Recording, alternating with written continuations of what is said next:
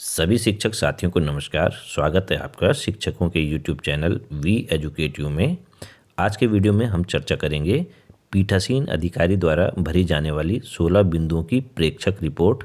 इस रिपोर्ट के प्रत्येक बिंदु को पीठासीन अधिकारी बहुत ही सावधानी से भरें, क्योंकि इसी रिपोर्ट के आधार पर यह तय हो जाता है कि आपके पोलिंग बूथ को स्क्रूटनी में लिया जाए या ना लिया जाए। तो कृपया शिक्षक साथी इस रिपोर्ट के प्रत्येक बिंदु को बड़ी ही सावधानी से भरें। इस रिपोर्ट में जो भी आप आंकड़ों को भरेंगे उनकी मैचिंग आपकी पीठासीन अधिकारी की डायरी और आपके फॉर्म 17G यानी 17C से मैच होना चाहिए। 16 बिंदुओं की प्रेक्षक रिपोर्ट का जो फॉर्म है उसमें जो सबसे ऊपरी भाग है इस फॉर्म का, उसमें हम पहले नंबर पॉइंट में चलते हैं। सबसे पहले भाग में यह पूछा जाता है मतदान केंद्र का क्रमांक। तो आपको मतदान केंद्र की एक मोहर दे रखी होगी, गोल मोहर, तो आपको उसमें सिंपल यहाँ पर मोहर लगा देनी है।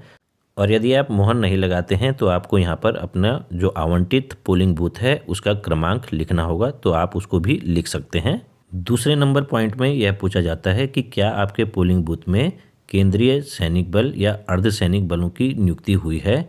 तो अमूमन यह नियुक्ति होती है, यदि हुई है तो आप हाँ लिख देंगे, अन्यथा की स्थिति में आप इसको ना लिख सकते हैं। तीसरे नंबर के पॉइंट में पूछा जाता है कि माइक्रो ऑब्जर्वर की नियुक्ति आपके बूथ में हुई है अथवा नहीं। यदि आपका पोलिंग बूथ क्रिटिकल बूथ है तो उसमें माइक्रो ऑब्जर्वर की नियुक्ति होती है। तो यदि आपका बूथ क्रिटिकल है तो आप इसमें हाँ लिख देंगे, अन्यथा की स्थिति में आप इसमें नहीं लिख देंगे। चौथे नंबर में पूछा जाता है वीडियो कैमरे की व्यवस्था। तो जो क्रिटिकल बूथ होते हैं उसमें वीडियो कैमरे की भी व्यवस्था की जाती है। यदि आपका पोलिंग बूथ क्रिटिकल श्रेणी में आता है तो उसमें वीडियोग्राफी की भी व्यवस्था होगी, तो उस दशा में आप इसमें हाँ लिख देंगे, अन्यथा की स्थिति में आप इसमें नहीं लिख देंगे। अब नंबर 5 में जो पॉइंट पूछा जाता है कुल मतदाता, तो ये आपने मेंशन कर रखा है अपने पीठासीन अधिकारी की डायरी में भी और फॉर्म 17G में भी। तो जो कुल मतदाता आपके पोलिंग बूथ में है, जो आपको निर्वाचक नामावली की चिन्हित प्रति मिली होगी, उसमें टोटल मतदाताओं की संख्या भी लिखी होगी, ASD वोटरों को भी मिला के, तो वो कुल मतदाताओं की संख्या आपको इसमें लिख देनी है। माना इस पोलिंग बूथ में कुल मतदाताओं की संख्या 850 है, तो आपने यहाँ 850 लिख दी। बिंदु संख्या 6 में कुल डाले गए मतों की संख्या आती है। तो द्वितीय मतदान अधिकारी के पास जो मतदाता रजिस्टर का प्रारूप 17K होता है उसमें जितने भी वोटरों की एंट्री हुई होगी उस संख्या को आपको यहाँ पर लिखना होगा। तो उदाहरण के लिए हम यह मान लेते हैं कि यह संख्या 630 थी, तो हम यहाँ पर 630 को अंकित कर देंगे। कॉलम नंबर 7 में पूछा जाता है डाले गए मतों का प्रतिशत। तो मतदान प्रतिशत निकालने का बड़ा ही आसान फॉर्मूला है। जितने मत डले हैं, जैसे 630 डले हैं, उसमें 100 की मल्टीप्लाई कर देनी है और उसको कुल जितने भी मतदाता थे उनसे भाग दे देना है 850 से। तो यह मतदान प्रतिशत भी हमारा निकल के सामने आ जाता है। इसके संबंध में भी हमने एक वीडियो बनाया है मतदान प्रतिशत के बारे में, तो आप हमारे चैनल में जाके उस वीडियो को भी देख सकते हैं। तो यह मतदान प्रतिशत 74.12 निकल जाता है। पॉइंट नंबर 8 में पूछा जाता है कुल अभ्यर्थियों की संख्या। तो यदि आपके विधानसभा क्षेत्र में 12 कैंडिडेट यदि चुनाव लड़ रहे हैं तो इसमें कुल अभ्यर्थियों की संख्या आप 12 नहीं लिखेंगे, क्योंकि अब नोटा का भी प्रावधान है।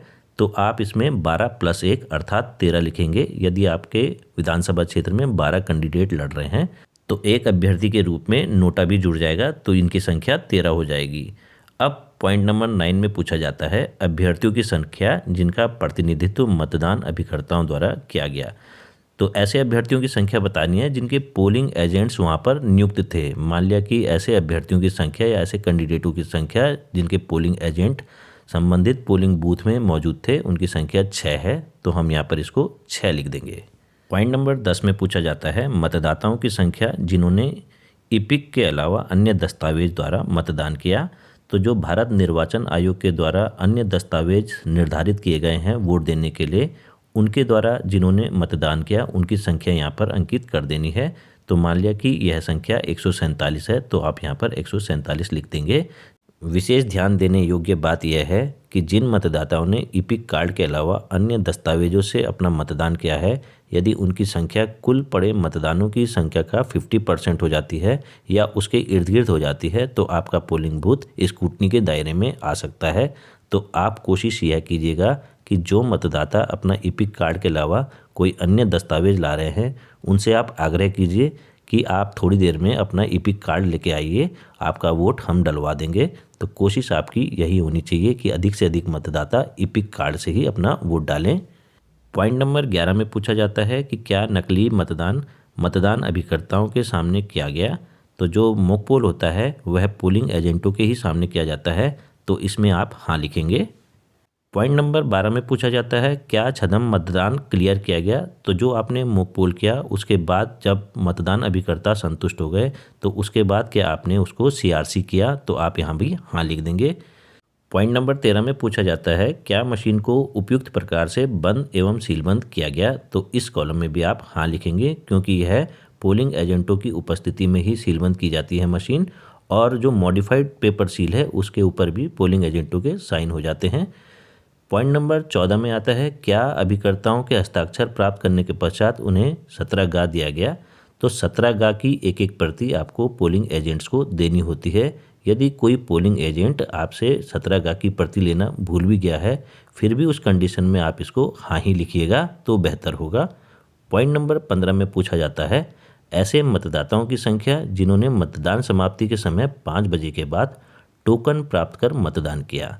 तो ऐसे मतदाता कि 6 बजे का टाइम था, 6 बजे हमारी पोलिंग ख़त्म हो जानी थी, लेकिन आपके पोलिंग बूथ के गेट के अंदर अभी भी ऐसे मतदाता हैं जिनको वोट देना है, तो उनको पीठासीन अधिकारी टोकन दे देते हैं, जिसके आधार पे वे वोट देने के लिए लाइन में खड़े रहते हैं।